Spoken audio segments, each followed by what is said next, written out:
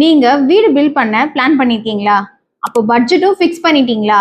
ஆனா உங்க பட்ஜெட்ல இன்க்ளூட் பண்ணாம இருக்க ஹிடன் காஸ்ட் தான் உங்களுக்கு லேட்டரா பெரிய ஷாக்க கொடுக்கும். ஸோ கன்ஸ்ட்ரக்ஷன்ல இருக்கிற ஹிடன் காஸ்ட் என்னென்னு தெரிஞ்சுக்கணுமா? அப்ப இந்த வீடியோவை ஃபுல்லா பாருங்க.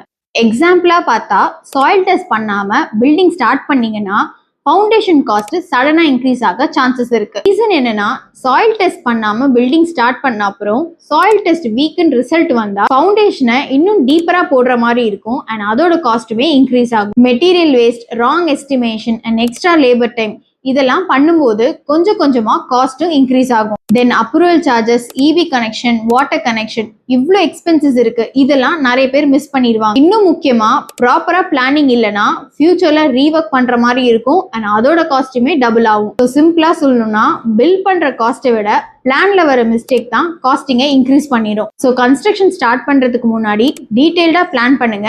ஸோ ஹிடன் காஸ்ட்டையும் அவாய்ட் பண்ணலாம். ஹிடன் காஸ்ட்டை அவாய்ட் பண்ண உங்களுக்கு டீடைல்டான செக்லிஸ்ட் வேணுமா? அப்போ இப்பவே நம்ம எலிவேட் ஸ்பேஸ் கன்ஸ்ட்ரக்ஷன் பேஜை ஃபாலோ பண்ணிட்டு கமெண்ட்ல செக்லிஸ்ட் கமெண்ட் பண்ணுங்க. நான் உங்களுக்கு டிஎம் பண்றேன்.